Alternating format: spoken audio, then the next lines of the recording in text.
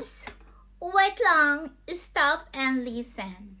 Baka naman kasi itong reading na ito ay tumpak na tumpak sa iyong gabay kapalaran.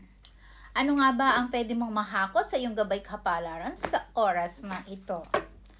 Alright? Or kung ano ang pwede mong ma-resonate or mahakot mo itong the month of May na ito.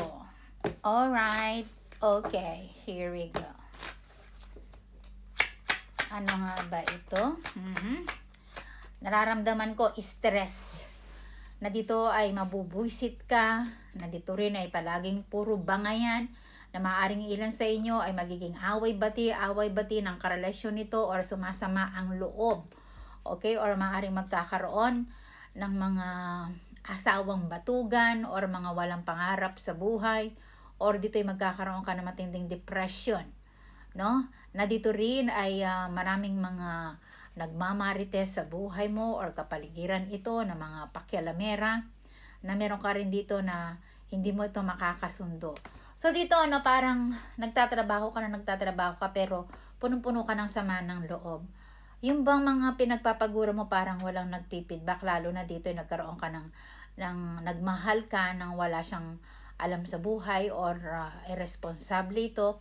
Ngunit maaring dito ay magkakatampuhan kayo nito, no? If there's something na dito nagkaroon ka ng matinding depression sa buhay pag-ibig mo or nagkatampuhan kayo nito, maaring dito ay magiging maayos pa or magkakabalikan pa kayo nito.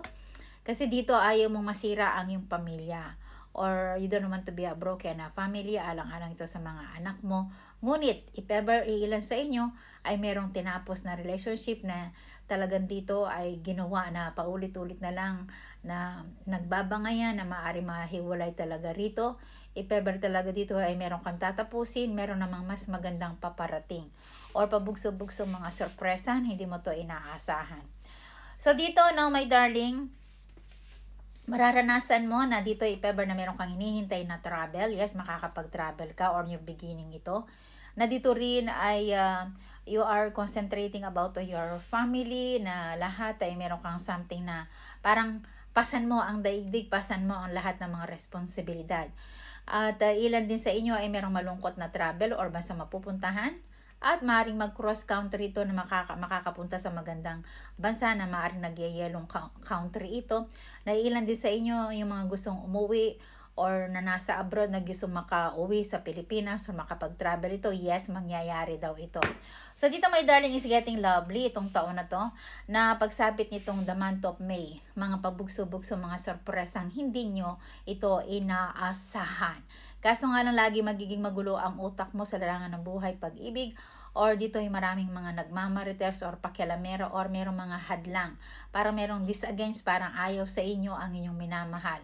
Okay, so yun lang muna ang nagbabagang balita ng inyong gabay kapalaran. Muli si Lady Diyosa ng Kagandahan ang nag-uulat. Thank you and goodbye!